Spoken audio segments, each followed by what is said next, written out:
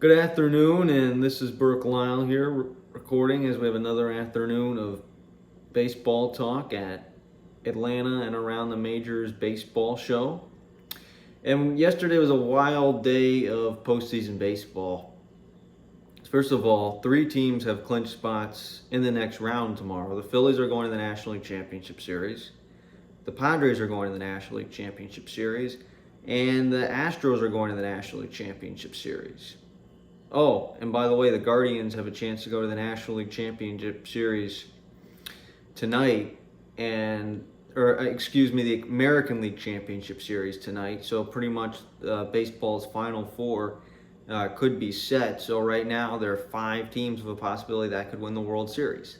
That is the Guardians, the Yankees, the Astros, Padres, and the Phillies. Those are the 5 teams left that have a shot to go to the World Series. And the theme, what's been going on this playoffs, what's stood out to me is all the heavyweights have lost.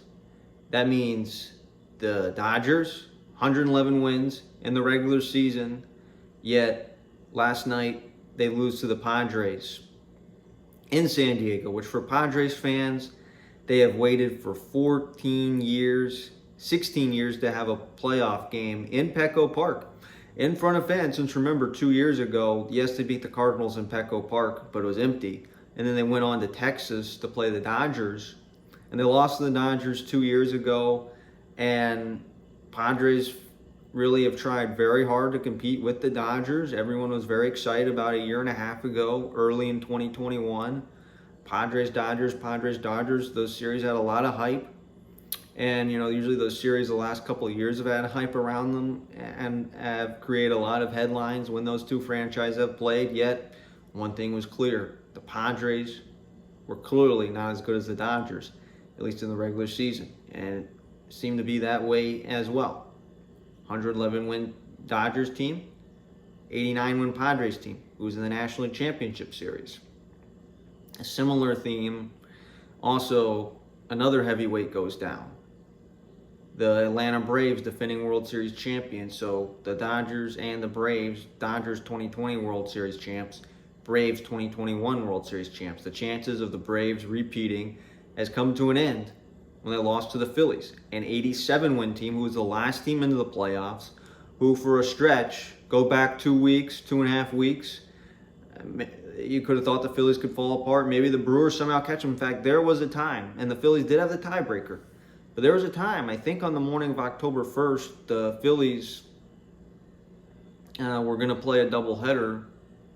I think it was Saturday in Washington against the 106th lost Nationals team. And the Phillies, they were tied going into that day, and it could have gone the other way. I mean, is it possible that maybe we're talking about the Brewers instead of the Phillies right now? If things could have been a little different? Who knows? But here the Phillies are. They're in the league championship series after beating a Cardinals team that was hot. By the way, the Padres have something in common too. They beat a Mets team that won 101 games. It was just as good as the Braves, really. And for the Mets to lose that division, they got swept in Atlanta. I mean, you think about Scherzer and DeGrom pitching. Max Scherzer had a bad postseason outing against the Padres in that game 1 last Friday.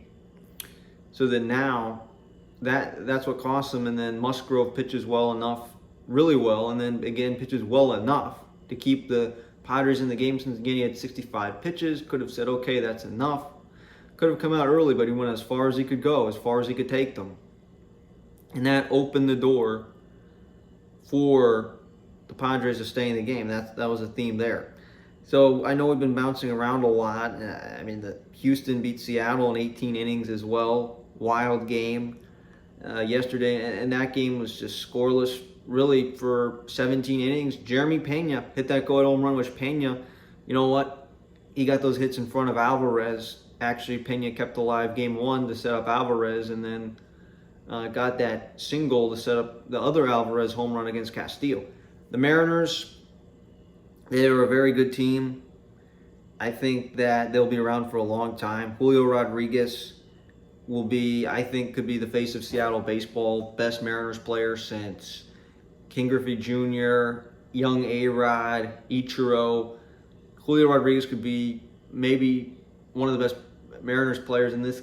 And you think about Rodriguez, whether it's eye test like yesterday or just throughout the season, I think he's a five-tool talent. Now, I think he'll get better at hitting. I think he does strike out a lot, and strikeouts may happen. That's part of today's game. But I feel like he'll improve his strikeout rate. I think he'll become a good hitter. Definitely has power. For sure, hit almost a 30-30 year. Has speed. One of the fastest guys in baseball. Is one of the strongest arms. Whether you can say eye test or certainly Baseball Savant, StatCast-wise, tells us that. So, Rodriguez could become a true five-tool type player and the face of the Seattle franchise. And by the way, the Mariners gave him that huge contract. Then you have Luis Castillo, Robbie Ray, two high-priced starting pitchers for a while. Logan Gilbert is young. I think he'll get more opportunities. George Kirby, we saw yesterday. Those could be the two guys. Bullpen could be very good for a long time. The Mariners have a foundation. Ty France could be a good hitter for a good number of years. Cal Raleigh, you'll see what his role will be like as I think he's their catcher of the future. And then Jared Kelenic, you're waiting to kind of see him put it together too. So the Mariners, they have a lot of long-term talent, and their farm system is not as good as say it was a year ago. Yes, the Castillo trade kind of really emptied it out, but the Mariners, I think, are here to stay. And granted, they will be in the same division as Houston, as the Astros. And I think the Astros, they're in the league championship series 6 years in a row. So really, it'll be interesting to see what the Mariners do this offseason, how much money they spend, see if they make any trades. I mean, Jerry Dipoto is known for making a lot of trades, could very well be aggressive, and maybe they'll set themselves up to be better than the Astros regular season-wise next year. And I think the Mariners could win the West next year. Those are a possibility there, but Mariners, just a great run in them. They have a really good foundation. I think they're set up to win. Again, and like Houston, they're advancing as well. And just yesterday's game, scoreless game, I mean, the Mariners, look, they should have won game one, okay? They should have won game one. They had a 7-3 lead. Could have won game one. Should have won game one, but they didn't. They couldn't win it. Alvarez hit that home run. That changed everything. I think that changed the momentum of the whole series. Since then, maybe you're talking about something else now. Game two, Mariners could have won. Castillo was really good. Alvarez hit that home run. That changed everything. For Alvarez coming up big, Mariners could be down 2-0. And then yesterday, just Mariners could have used the extra single in extra innings. I mean, they had runners on. I mean, let's look at their runners in scoring position. 0 for 8. If they would have been 1 for 8, they could have won. They could have won that game yesterday. But they couldn't do it. They couldn't win. And that made the difference. So if you go back and look at the series and what happened, take away a few plays here. And by the way, game two, now that memory serves, bases loaded, 6th inning, couldn't break it open. So Mariners could have gotten a few more hits, could have done a few things differently, reverse a few plays here or there. I think the Mariners could have won that series. That series could have gone 5 games. I think the Mariners could have won that series in 3 potentially. I mean, that series could have gone either way. And it's just the difference of a few plays, a few things that could have happened. Mariners should have won game 1. Should have won game 1. So there should be a game 4. They could have a 2-1 lead. I mean, and that's looking back. And you wonder if things could have been different. I feel like this was probably, in terms of close games, this was a really good series. For sure, that was one of the games that took place yesterday. Other games, and I know I'm just bouncing around here. Yankees, Guardians, let's talk a little bit about that. So Oscar Gonzalez hit that walk-off single. Ahmed Rosario also gone on, but that game was about hitting, putting the ball in play. That's what the Indians did, yesterday. That's what they did in order to come back and win. It was just seemed like single after single after single, and how they won, taking that extra base, and Oscar Gonzalez coming through when his number was called and getting that hit and putting his team in position to win. I mean, Oscar Gonzalez, that walk-off home run against Kluber last week against the Rays, 15-inning game, and then he comes up and gets that go-ahead hit after Jose Ramirez simply puts the ball in play, dropping it in, and then taking that extra base, getting that go-ahead hit, as well. Oscar Gonzalez has come up huge, including 2 walk-off hits as well. And that's the thing about this Guardians team, is it's not like home run, home run, home run, home run. It's not like that. I mean, think about who's in their lineup. Steven Kwan, not a home run hitter. Ahmed Rosario, not a great home run hitter. In fact, the Indians, I think they're 27th in the league in home runs.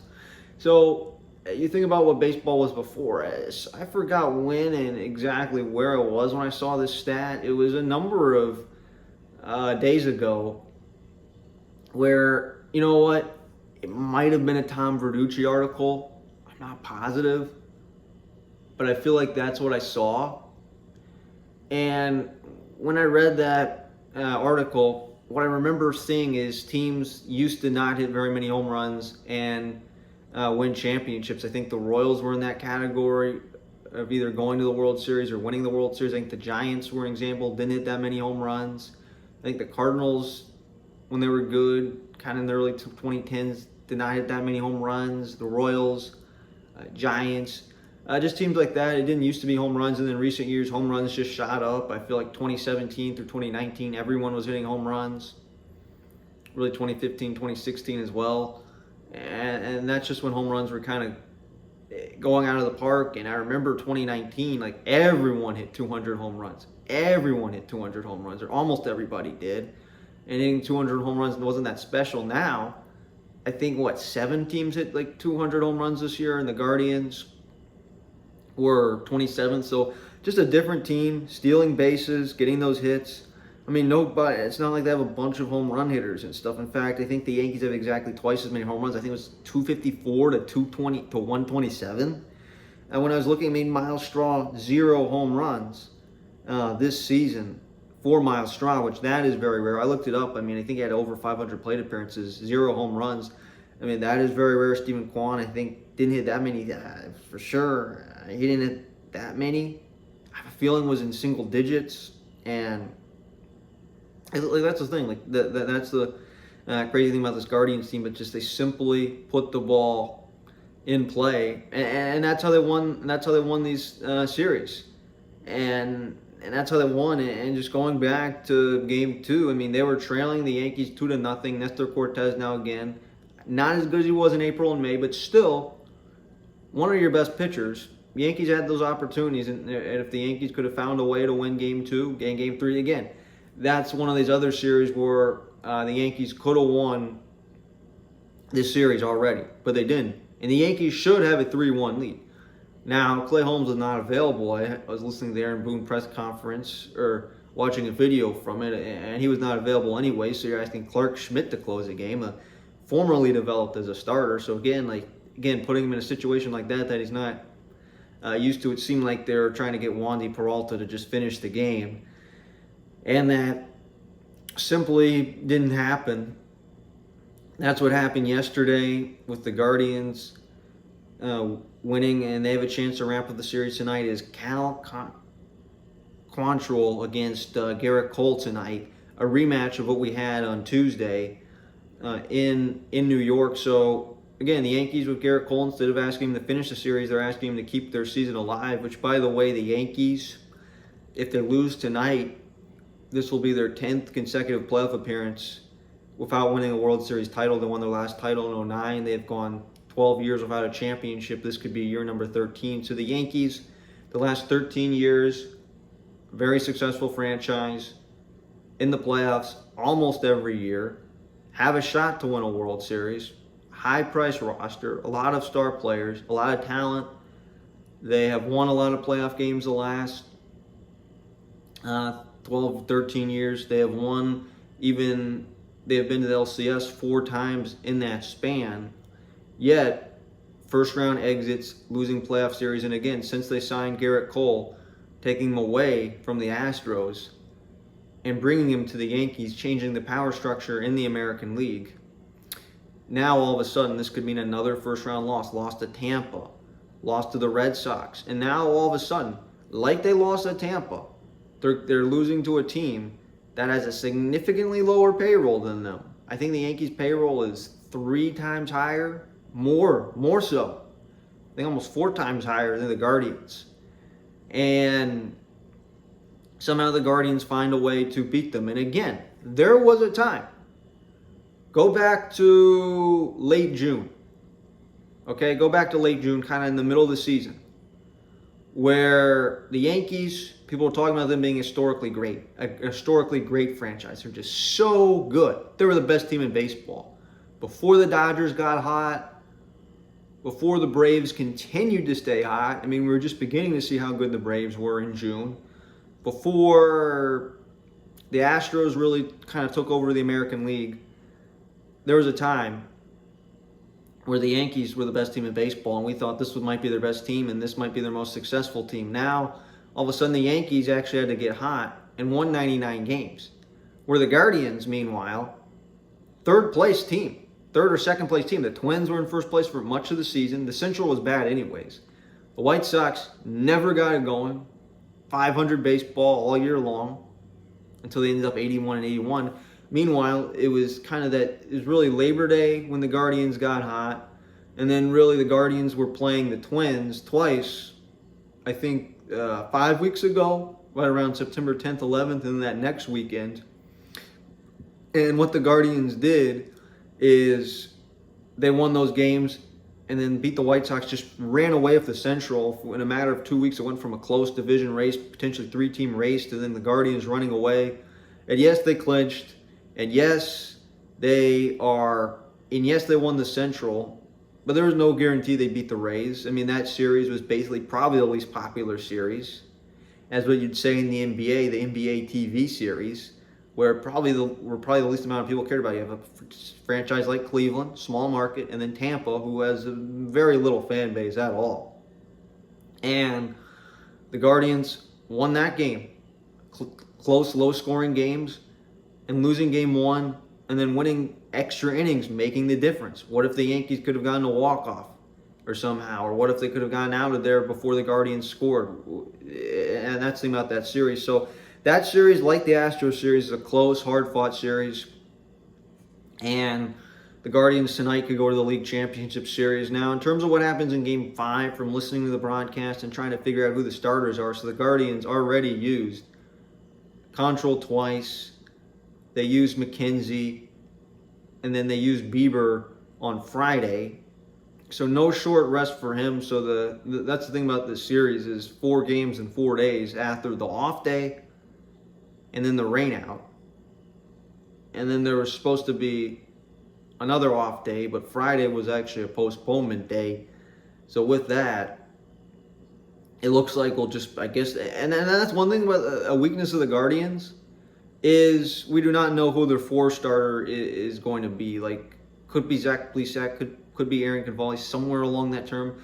But if they're playing in a League Championship Series matchup, that's going to be a question they're going to have to answer. So it may be more a line of a bullpen game in Game 5. Yankees, it would be more of the same thing as well.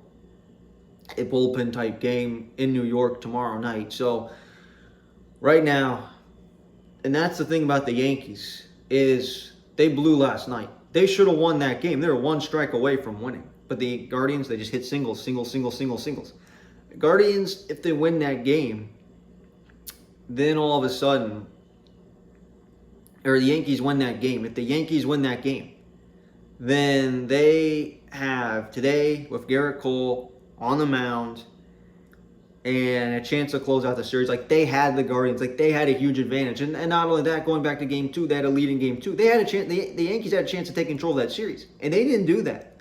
And that's the thing about this Guardians team. It won't go away. Go back to the beginning of the year now with the Guardians. The AL Central. I thought the White Sox were going to win the pennant this year. They're going to go to the World Series.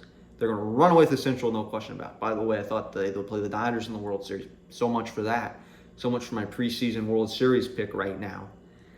A lot of my National League picks don't look very good right now. But anyways, going back to the point, I thought the Tigers, who were one of the most disappointing teams in baseball, I thought they might have a shot to be a playoff type team. And then you had the Twins, who led the Central for much of the year.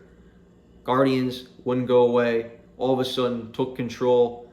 And then against Tampa, you know what? That series could have gone either way. Jose Ramirez hit that home run off McClanahan. I think it was that 6th inning, very fast playoff game. That's when everything changed.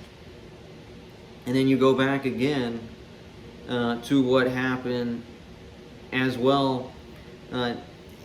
This series, again, Guardians find ways to win. And now the question is, if the Guardians can win tonight and advance the league championship series, or even win this series, whether it's tonight or tomorrow, and go to the league championship series, the question is, could they beat someone like Houston? Again, we're looking ahead. You know what? You can't count them out. You can't count them out beating a team like Houston, or even winning the World Series. It'll be interesting. By the way, it's been 74 years since their last World Series win. The question is, could this be the year? And again, tonight at Progressive Field, there's going to be a lot of excitement. So it's the Guardians. And this would be almost redemption for what happened in 2017. They had a 2-0 lead against the Yankees. Now, granted, the roles are almost in reverse. The Yankees were kind of young and up and coming in the playoffs. It was a new group, new team. After they had experienced a lot of success with a different group in a different era, it was kind of a new Yankees team that was kind of just in the playoffs for the first time. They've been back every year since then. This is their 6th consecutive playoff appearance, where the Guardians were kind of established at the time, the year before they went to the World Series and lost to the Cubs in that 2016 World Series, and had a 2-0 lead. Could have won that series, should have won that series, didn't, and then they lost then. That was a 102-win then known as the Cleveland Indians, 102-win Indians team. Here they are now, seems like young and up and coming. I think that I've heard multiple stats of the youngest team in the major leagues against a Yankees team that is established. I mean, you think about who was there. Judge has been there a long time. Anthony Rizzo's a playoff veteran, was on the Cubs when they beat the Indians back in 2016, having to switch back and forth a lot. You have Giancarlo Stanton, established veteran, so a lot of guys like that. Garrett Cole, Luis Severino. Yeah, Severino was pitching for the Yankees back then. Had some injuries, but he's back now. But here the Yankees are, this established team. Meanwhile, Cleveland, very different. I mean, you think about who was there, say, when they had their success, 2016, 2017, 2018, even 2020. I mean, Jose Ramirez is the only one remain. I mean, Steven Kwan's new, Med Rosario's new, Andres Jimenez new. By the way, Rosario and Jimenez, pieces they got in the Francisco Lindor trade, who Lindor got a huge contract that he deserved. Cleveland couldn't pay that price. Jose Ramirez took less money. I think could have gotten more money elsewhere, but wanted to be in Cleveland, and that's where he is right now. I mean, Miles Straw new. So again, a lot of names that weren't there even just 2 or 3 years ago for the Guardians. The only pitcher that really remains is not Trevor Bauer, Shane Bieber. He's that only pitcher that remains from previous teams. So here the Guardians are with a chance to finish and play Houston for a right to play in the World Series. So that's what happened there. The Braves lose to the Phillies. So the Braves, by the way, they are defending World Series champions. Yesterday they went 4 for 31 yesterday, struck out 15 times. You look at hitters in that series who were disappointing. Dansby Swanson, 125 average. Austin Riley, 067, 1 for 16. Michael Harris, I guess 1 for 14, 071. William Contreras, All-Star, 121. Rosario failed to get a hit in that series. National League Championship Series MVP last year. I guess who really hit were Olsen and d'Arnaud. That was about it, really, for who hit. I think there were only 2 hitters that hit in that series.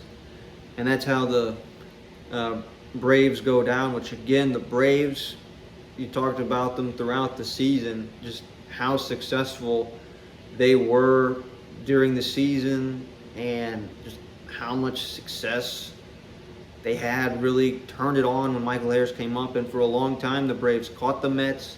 That was the storyline. They caught the Mets. And I thought going into October, okay, this is who the Braves have compared to the rest of Major League Baseball. I thought the Braves, and I was conflicted whether to pick them or the Astros to win the World Series. I think I had the Braves winning back-to-back.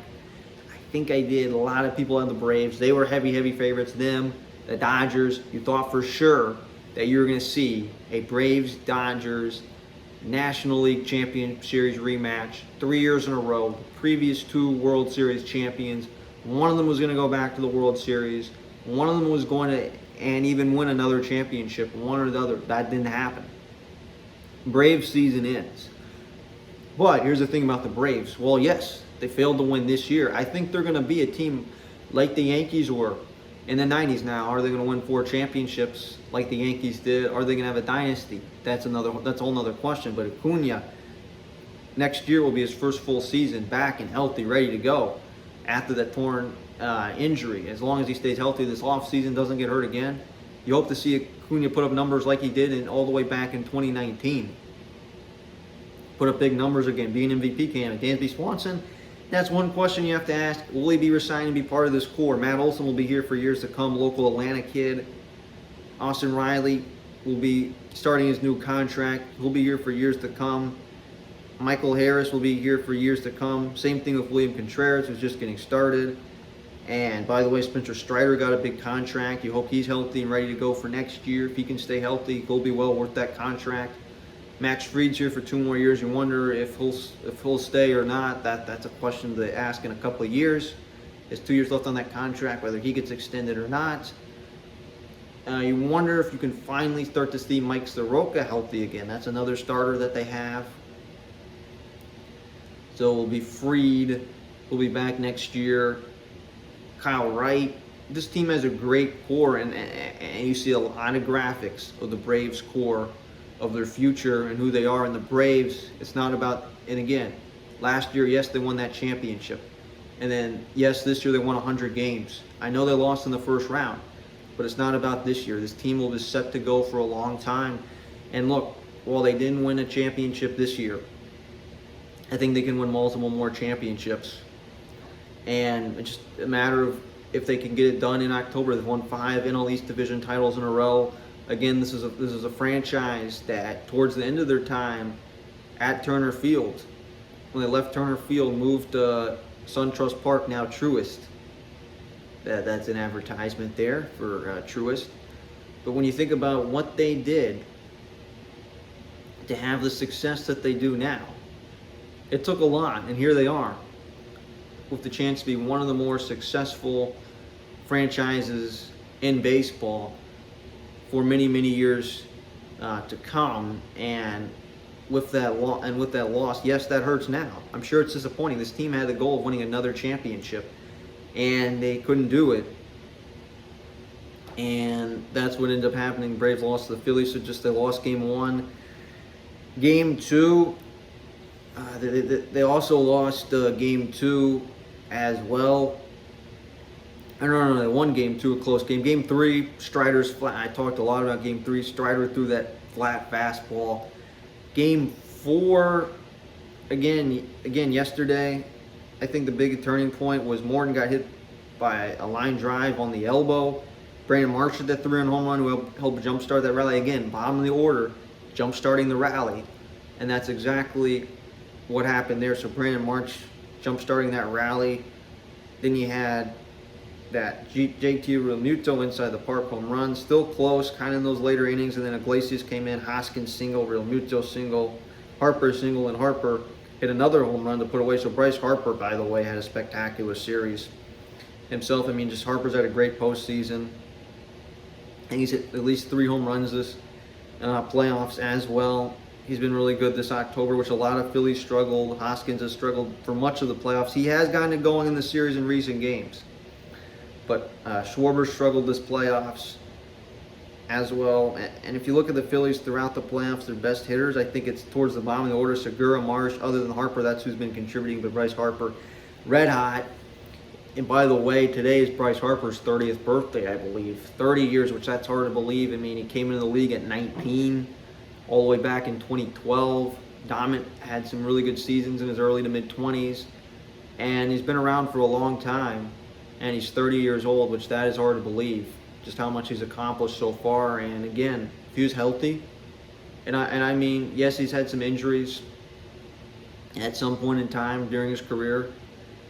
But if he was completely healthy, say during those type of years, he could have won, I think, 3 or 4 MVPs. But yeah, Harper has been great this October, which again, for Bryce Harper, all those years in Washington, those teams came up short, left, went to Philadelphia. The next year, the Nationals were World Series champions back in 2019. Phillies were competitive while he was there the first 3 years. At times you could say maybe they're a playoff team, maybe not. Then they weren't. And then this year they get in, barely, but they get in. And here they are with a chance to go to the World Series for the first time since 2009. So just a storyline, kind of revisiting it. Yes, the Braves lost, and that's it. But for other storylines, just looking back on this and just looking at it, you see the Braves getting knocked out, the Dodgers getting knocked out, the Mets getting knocked out. By the way, the Yankees tonight could get knocked out. So you think about those World Series matchups that we might have talked about throughout the year. Oh, we're going to get a Subway Series, Yankees-Mets. About as good as any time to get it. Mets won 101 games. Yankees won 99. And yeah, the Yankees, maybe not as good as we thought they were, but still, this looked like an opportunity for a Subway Series about as good as any that we've had in a long time. Didn't happen. And then you thought, Astros, Dodgers, 5 years in the making, rematch, here we go. Nope. Mets, Astros, Braves, Astros, the rematch. And that would have been quite a rematch. Didn't get it either. So now, all of a sudden, we're waiting for that World Series matchup. And the best World Series matchup that we can get as of right now, as we speak today, Yankees-Phillies could be a good matchup.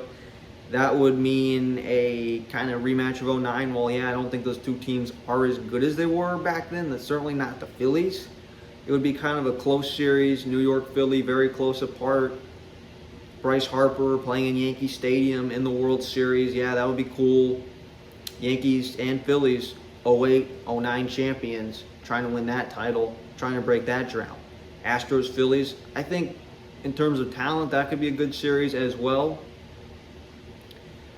I think what it's going to be as of today, and I can talk more about the National League Championship Series, but I think that series right now will be a Padres-Astros. That's the series I'm feeling right now. Padres-Astros in this year's World Series. That's what I think right now off of that first glimpse right now. The Astros are already in the League Championship Series, and so are the Padres. So that's what happened there. But storylines, just kind of revisiting the Padres from that Astros or Padres-Dodgers series. Look, you know what? Some things I've heard, I think I heard A-Rod talking about this, and this is what the Dodgers did. So they relied on Tyler Anderson. It's kind of 5 innings. They didn't have that long starter, or that starter that they could expect them to get them deep. Yes, they had Urias. Could have stretched him out for 6 innings, maybe pushed him for a 7th. Took him out after 5. Oh yeah, 3rd time through. Yeah, you understand. Kershaw. I think the Padres had already lost at that, or Dodgers had already lost at that point. And then obviously you had Gonsolin and Heaney. You knew that you're going to use a lot of bullpen usage. So the Dodgers, heavy bullpen usage. And it's funny, huge market, huge payroll, yet unlike Tampa, who kind of does that, since that's maybe their style of play, the Dodgers do that too. And you know what? A-Rod made a point is when you put in 4 relievers, at least 4 relievers every game, one of them might not have it. That can be the difference. And that's what happened. The Dodgers had a 3-run lead in that 7th inning. By the way, Freddie Freeman had a great series. And by the way, the Padres bullpen finally gave up a run. I mean, they were great throughout the. In fact, that's what they kept them in Game 1, helped them win Game 2 and Game 3, and then also bullpen came up huge in Game 4 as well. Yes, I know Wilson gave up that run, but they were able to win that game, including Josh Hader just blew everybody away, including Freddie Freeman, including the heart of the Dodgers order. I think Betts, Turner, Freeman all struck out in that inning, so Hader was great. Hader's had a good playoffs, and by the way, Hader, who was struggling so poorly, was great for about 3 months, almost 3 months. Terrible for a while. Went to San Diego, didn't know if he was going to figure it out. Kind of got back into it and looks a lot better this October. Hader does, but again, the Padres, single, double, Hae-Sung Kim makes a one-run game. Soto hits a single, ties the game, and then Cronenworth single, gives them the lead. And Dodgers bullpen just didn't have it that day, and that cost them the series. And just it's unbelievable to think. And you think the lineup was great, but one thing they didn't have, Walker Buehler getting hurt. I mean, you had Trevor Bauer last year. You had Max Scherzer last year. You had those aces, and then Walker Buehler when he was pitching really well. You had those starters. That's the thing. This year, you didn't have starters that you knew could get you that you could go deep. And that's just and I thought that was the Dodgers' biggest weakness. In fact, that's why I thought the Braves would beat the Dodgers in this year's playoffs. Obviously, we never saw that. But Dodgers, they lost. Padres had better starting pitching, simply to put it, and that's what they have now. And their just bullpen was great. I feel like that's the story of the series in terms of contributions.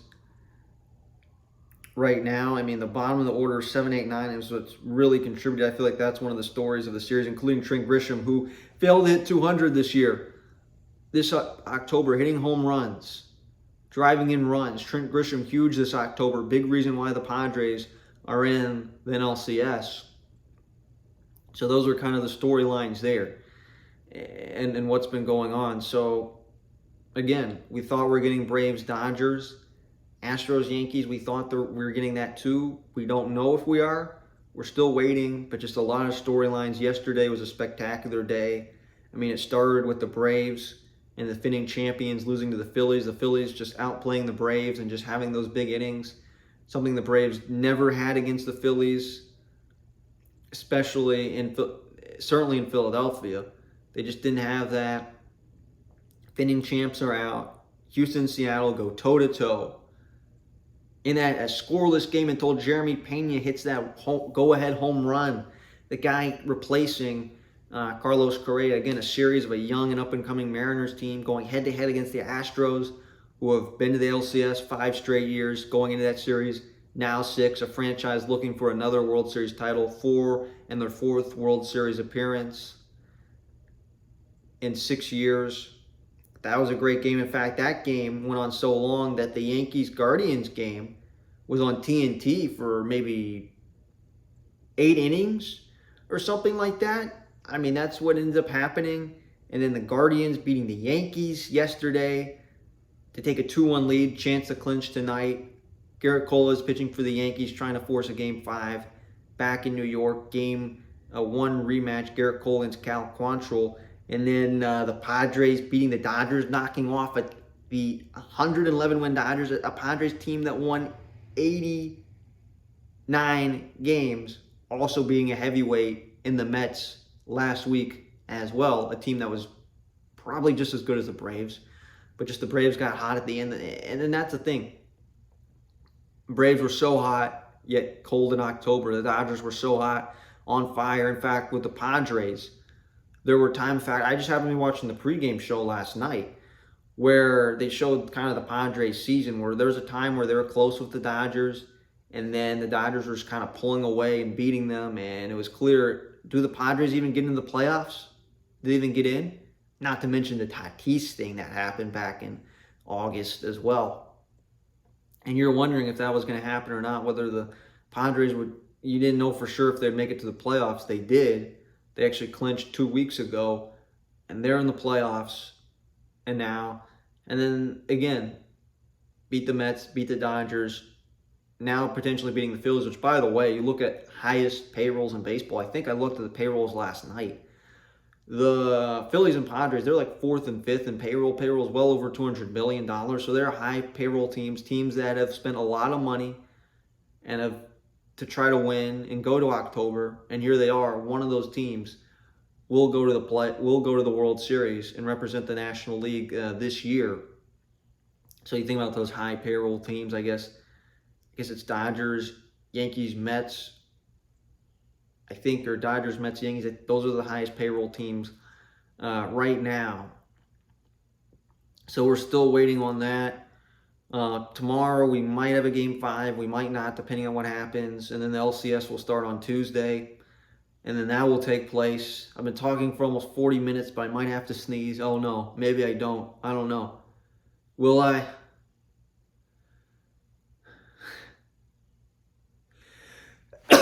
Wow, 40 minutes in, I sneezed. So anyways, lost my train of thought right there. Lost my train of thought. So that's what's been going on in the playoffs. We're about to have the LCS starting next week. It's been a good playoffs.